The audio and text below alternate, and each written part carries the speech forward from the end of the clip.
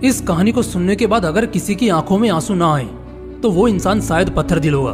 उस तो एक प्राथमिक स्कूल में अंजलि नाम की एक टीचर थी। वो कक्षा 5 की क्लास टीचर थी। उसकी एक आदत थी कि वह कक्षा में आते ही हमेशा लव यू ऑल बोला करती थी, मगर वो जानती थी कि वह सच नहीं बोल रही है। वह कक्षा के सभी बच्चों से एक जैसा प्यार नहीं करती थी। कक्षा में एक ऐसा बच्चा था जो उनको फटी आंख भी नहीं बहाता था। उसका नाम था राजू। राजू मैली कुचली स्थिति में स्कूल आया जाया करता था। उसके बाल खराब होते, जूतों के बंद खुले, शर्ट के कॉलर पर मैल के निशान।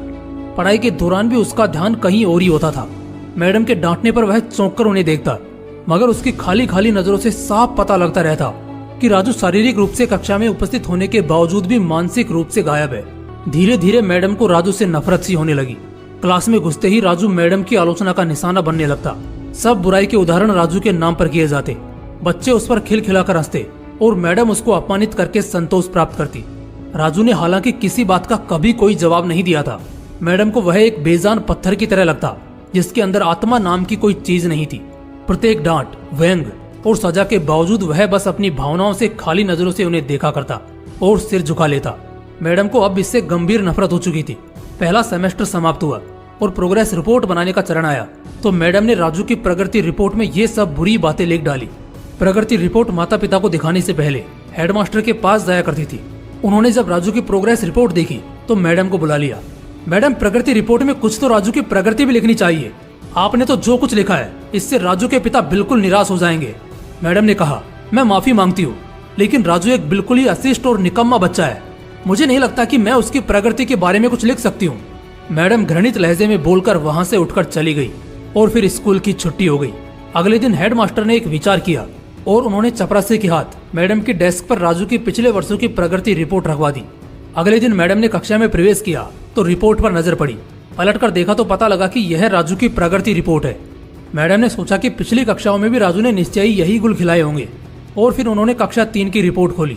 रिपोर्ट पढ़कर उनकी आश्चर्य की कोई सीमा नहीं रही जब उन्होंने देखा कि रिपोर्ट उसकी तारीफों से भरी पड़ी है। उसमें लिखा था, राजू जैसा बुद्धिमान बच्चा मैंने आज तक नहीं देखा। बेहद संवेदनशील बच्चा है और अपने मित्रों और शिक्षक से बेहद लगाव रखता है। अंतिम सेमेस्टर में भी राजू ने प्रथम स्थान प्राप्त किया है। इसके बाद मैडम ने कक्षा 4 की रिपोर्ट खोली। इसमें लिखा था, राजू अपनी माँ की बीमारी से बहुत तनाव में है। उसका ध्यान पढ़ाई से हट रहा है। राजू की माँ को अंतिम चरण का कैंसर हुआ है। घर पर उसका कोई और ध्यान रखने वाला नहीं है, जिसका गहरा प्रभाव उसकी पढ़ाई पर पड़ा है। नीचे हेडमास्टर ने लिखा कि राजू की माँ मर चुकी है और इसके साथ ही राजू के जीवन की चमक और रौनक भी। उसे बचाना होगा इससे पहले कि बहुत देर हो जाए। ये पढ़कर मैडम के दिमाग पर भयानक बोझ हावी हो गया। कांपते हाथों से उन्होंने प्रगति रिपोर्ट बंद की। मैडम की आंखों से आंसू एक के बाद एक गिरने लगे। मैडम ने साड़ी से अपने आंसू पोंछे। अगले दिन जब मैडम कक्षा में दाखिल हुई तो उन्होंने अपनी आदत के अनुसार अपना पारंपरिक वाक्यांश आई लव यू ऑल दोहराया, मगर वह जानती थी कि वह आज भी झूठ बोल रही है, क्योंकि इसी क्लास में बैठे एक उलझे बालों वाले बच्चे राजू के लिए जो प्यार वह आज अपने दिल में महसूस कर रही थी, वह कक्षा में बैठे और किसी भी बच्चे से अधिक था। पढ़ाई के दौरान उन्होंने रोजाना दिनचर्या की तरह एक सवाल राजू पर दागा और हमेशा की तरह राजू ने सिर झुका लिया।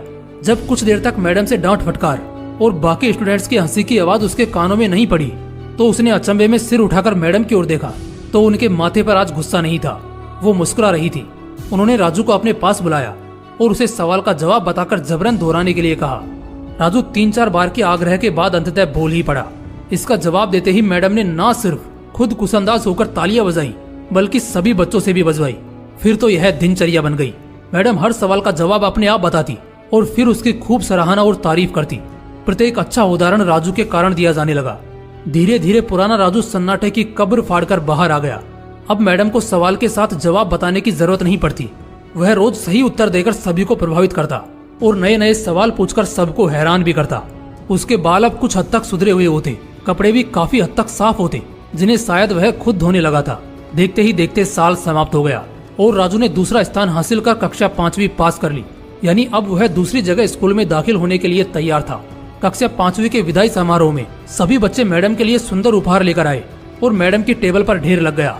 इन खूबसूरती से पैक हुए उपहारों में एक पुराने अखबार में 72 सलीके से पैक हुआ एक उपहार भी पड़ा था। बच्चे उसे देखकर हंस रहे थे। किसी को जानने में देर नहीं लगी कि ये उपहार राजू लाया होगा। मैडम ने उपहार के इस छोटे से पहाड़ में से लपक कर राजू वाले उपहार को निकाला। खोलकर देखा तो उसके अंदर एक महिलाओं द्वारा इस्तेमाल करने वाली इत्र की आदि इस्तेमाल की हुई शीशी और हाथ में पहनने वाला एक बड़ा सा कंगन था जिसके ज्यादातर मोती झड़ चुके थे। मैडम ने चुपचाप इस इत्र को खुद पर छिड़का और हाथ में कंगन पहन लिया। यह दृश्य देखकर सब बच्चे हैरान रह गए, खुद राजू भी। आखिर राजू से रहा नहीं गया और मिस के पास आकर खड़ा हो गया। कुछ देर बाद उसने अटक अटक कर मैडम को बोला, आज आप में से मेरी माँ जैसी खुशबू आ रही है। इतना सुनकर मैडम की आंखों में आंसू आ गए और मैडम ने राजू को अपने गले से लगा लिया। राजू अब दूसरी स्कूल में जाने वाला था। राजू ने दूसरी जगह स्कूल में दाखिला ले लिया था। समय बीतने लगा। दिन सप्ताह, सप्ताह महीने और महीने साल में बदलते भला कहाँ देर लगती है। मगर हर साल के अंत में मैडम को राजू से एक पत्र नियमित रूप से प्राप्त होता जिसमें लिखा होता, इस साल मैं कई नए टीचर्स से मिला मगर मैडम आप जैसा कोई नहीं था। फिर राजू की पढ़ाई समाप्त हो गई और पत्रों का सिलसिला भी समाप्त। कई साल आगे गुजरे और मैडम रिटायर हो गई। एक दिन मैडम के घर अपनी मेल में राजू का एक पत्र मिला जिसमें लिखा था, इस महीने के अंत में मेरी शादी है और आपके बिना शादी की बात मैं नहीं सोच सकता। एक और बात, मैं जीवन में बहुत सारे लोगों से मिल चुका हूँ मगर आप जैसा कोई नहीं है। आपका डॉक्टर राजू। पत्र के साथ ही प्लेन का आने जाने का टिकट भी उसमें अटैच था। मैडम खुद को हरगिज नहीं रोक सकी। उन्होंने अपने पति से अनुमति ली और वह राजू के शहर के लिए रवाना हो गई। शादी के दिन जब वह शादी की जगह पहुंची तो थोड़ी लेट हो चुकी थी। उन्हें लगा समारोह समाप्त हो चुका होगा मगर यह देखकर उनके आश्चर्य की सीमा नहीं रही कि शहर के बड़े डॉक्टर, बिजनेसमैन और यहाँ तक कि वहाँ पर शादी कराने वाले पंडित जी भी थक गए थे कि आखिर कौन आना बाकी है। मगर राजू समारोह में शादी के मंडप के बजाय गेट की तरफ टकटकी लगाए उनके आने का इंतजार कर रहा था। फिर सबने देखा कि जैसे ही एक बूढ़ी औरत ने गेट से प्रवेश किया, राजू उनकी ओर लपका और उनका वह हाथ पकड़ा जिसमें उन्होंने अब तक वह कड़ा पहना हुआ था, कंगन पहना हुआ था, और उन्हें सीधा स्टेज पर ले गया। राजू ने माया हाथ में पकड़कर कुछ यूं बोला, दोस्तों, आप सभी हमेशा मुझसे मेरी माँ के बारे में पूछा करते थे और मैं आप सबसे वादा किया करता था कि जल्द ही आप सबको उनसे मिलाऊंगा। ध्यान से देखो, ये है मेरी प्यारी सी माँ। दुनिया की सबसे अच्छी है मेरी माँ। यह मेरी माँ है। दोस्तों, इस सुंदर सी कहानी को सिर्फ शिक्षक और शिष्य के रिश्ते के कारण ही मत सुनिएगा। अपने आसपास देखें, राजू जैसे कई फूल मुरझा रहे हैं जिन्हें आपका जरा सा ध्यान, प्यार और स्नेह नया जीवन दे सकता है। जय हिंद, जय श्री कृष्ण।